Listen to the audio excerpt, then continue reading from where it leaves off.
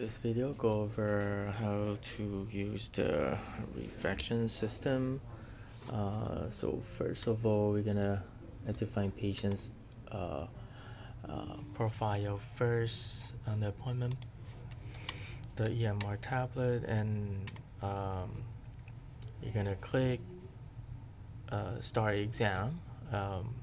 But if the patient is not available or exam room is occupied, you'll have to click resume and assign to doctor, and then unblock the room. A few steps there. So you're gonna click assign to doctor and exam room 1 complete, and then once it's activated,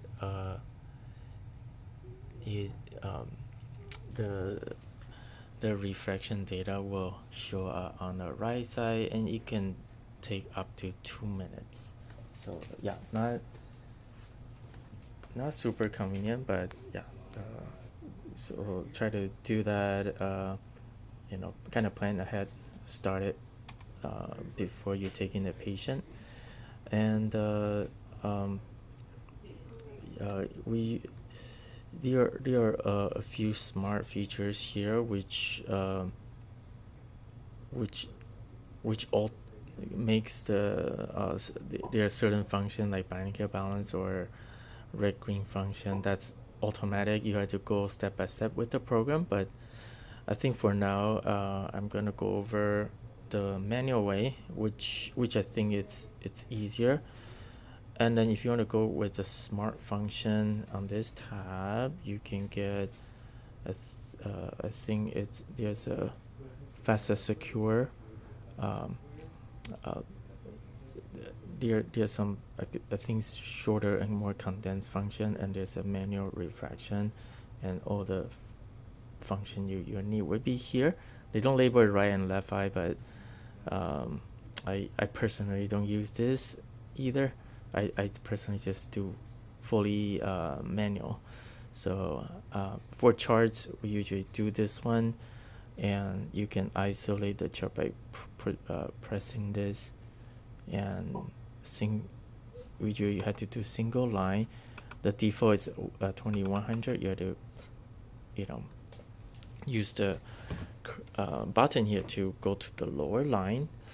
And also the phoropter had to be facing the mirror. I think there's a remote built in, so if you have to face the mirror for the phoropter to be able to control the chart.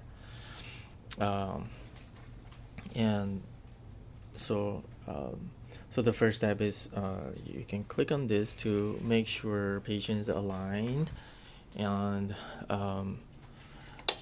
there will be a light over here to tell you if it's leveled.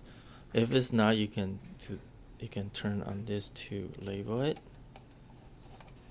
and if it's labeled, it would I think both light will show up. That means it's leveled. And then once it's level, you can also check on the vertex, but I think the vertex, the default is 12, but it gets I think erased every time you reset or go onto a new patient. So that's a little bit inconvenient. See other so you can click on it and you can type in the vertex distance, and this will, if there's a patient that's sitting, you would click on this to update to see the patient's the eye position to the phoropter. So that's how you make sure the vertex is good. Usually just ask them to gently rest their forehead on the forehead rest, and don't lean too much into the phoropter, because the phoropter is really small, so there's no place for you to lean on, and patient tend to push forward towards the bottom. Okay, so now we have it all set up. You can click on the check mark, and we're gonna start with the right eye. You click on the right, automatically close to the left, and then you can refine your the sphere power by turning it to the left, it gives you plus, and to the right it gives you minus. You can change the step right here. And for the cylinder, yeah, power, same thing, minus, or turn to the left, it will give you plus. And to refine the cylinder, you can actually just use these functions for cylinder refinement. So JCC 1, so there's a screen here, 1 over 2, and the patient choose 2. Then you see the picture here to change the red. So this, in this case, you will have to decrease the axis. So you turn the knob here to change the axis, and then you can try again, 1 over 2. Again, patient choose 1. So you can go back 1 increment, and that would be the end of the JCC.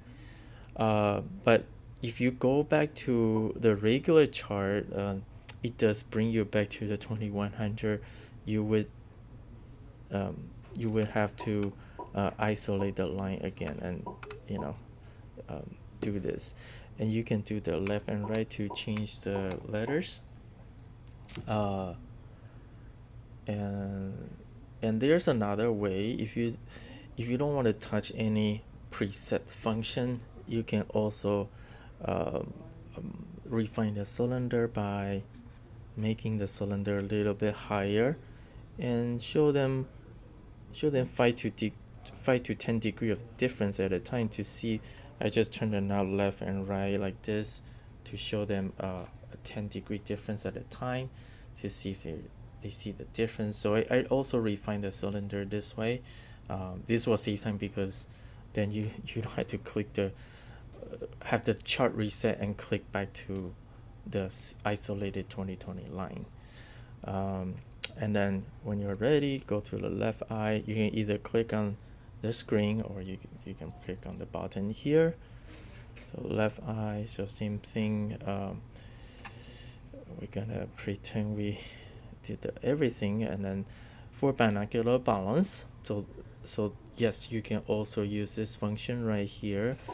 I don't like the smart function, because the smart function go into less than a quarter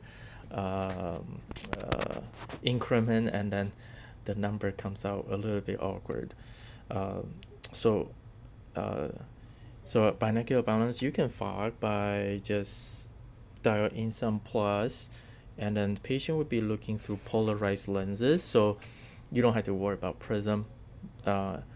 And then you ask them top or bottom. If they say the bottom is better, then you're going to add a plus to the top, to the left eye. And then you ask them again which side's better. Now the right side's better. So that would be the end. And you can go back to the regular chart to check their binocular VA. But yeah, it brings you back to the 2100. You have to scroll down and then isolate the line. And so sometimes in order to do the binocular balance, I also do a manual way if I feel like it's gonna be an easier binocular balance, like the two eyes are overall balanced, we're just doing a small check. You can also dial in a plus in one of the eye to see if there's a difference. If they say there's no difference, I usually cut down their prescription, or to cut down their minus prescription. And that's how I do a binocular balance, just to change one increment at a time, and to see if it makes it better or more blurry. I sometimes also do cylinder binocular balance, but that's just me. And then in order to do the binocular balance this way, each time you do have to unblock the right, because you click on left eye, it's going to block the right eye. So it's not fully convenient this way either, but I just personally prefer this way. And to do the add, you press the near vision NVA, and this will make the will light up the lights, and then you can bring down the rods. There is a, a a device here. You have to lift it up before you can bring down the rod, and then when you're done, you also have to lift it up to secure it so it doesn't fall down. And when you're done with the ad, then you can click on this button. This button will have your refraction versus usually current spectacle here, and you can ask them to compare better 1 or 2. We usually present it by saying 1 or 2 instead of new and old prescription, because then there could be some bias there, or they could judge if your new prescription is not better. Yeah, there's some you can show them charts or picture, and then when you're done, click export. You're gonna press the plus button, and then the result should be export over. But I think there's a software glitch, so for exporting it's adding 1 extra quarter minus, and it's adding 1 extra quarter plus, so you had to adjust it. If you want to make sure the number transfer correctly onto EMR, for now you have to manually add that. You have to add a plus here, minus a quarter for the add here. And when you click check mark, and then it should sync back to the final refraction section, and I think usually should take I think less than a minute. Well, yeah, we'll see how long it takes.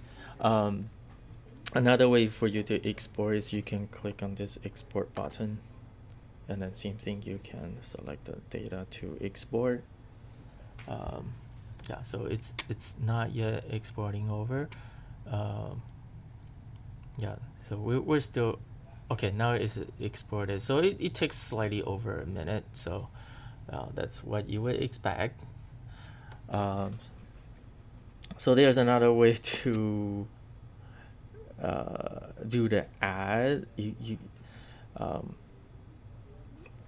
You can simply do the ad by changing the distance one, but you just have to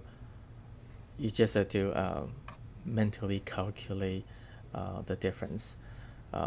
I do this because I don't really like to touch any of the preset function, because once you touch the preset function, it does reset the chart, and then you had to do this. You had to do the single line again. Yeah, so that's all for the refraction.